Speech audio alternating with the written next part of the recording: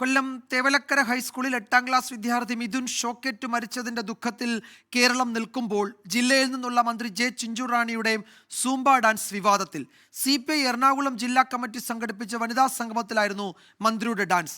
മിഥുന്റെ മരണത്തിൽ സർക്കാർ സംവിധാനങ്ങൾക്കെതിരെ വിമർശനം ഉയരുമ്പോൾ മന്ത്രിയുടെ ഡാൻസിന്റെ ദൃശ്യവും ചർച്ചയാവുകയാണ്.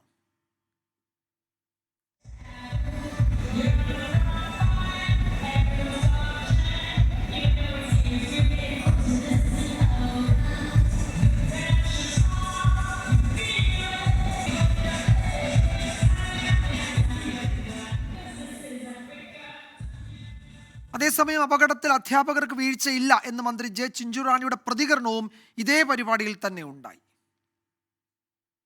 അവിടെ ചെന്നപ്പോ കാല് ചെരുപ്പിടിക്കാൻ പോയപ്പോ കാലൊന്ന് തെന്നി പെട്ടെന്ന് ചെരുപ്പിടിച്ചത് വലിയ കമ്പി ഇരിക്കാനാണ്. അതിലേക്കൂടാണ് ഇലക്ട്രിക് കറണ്ട് കടന്നു വന്നത്. ആ കുഞ്ഞ് അപ്പോഴേ മരിച്ചുപോയി. അപ്പൊ അത് ആരെങ്കിലും അധ്യാപകരുടെ കുഴപ്പമൊന്നുമില്ല.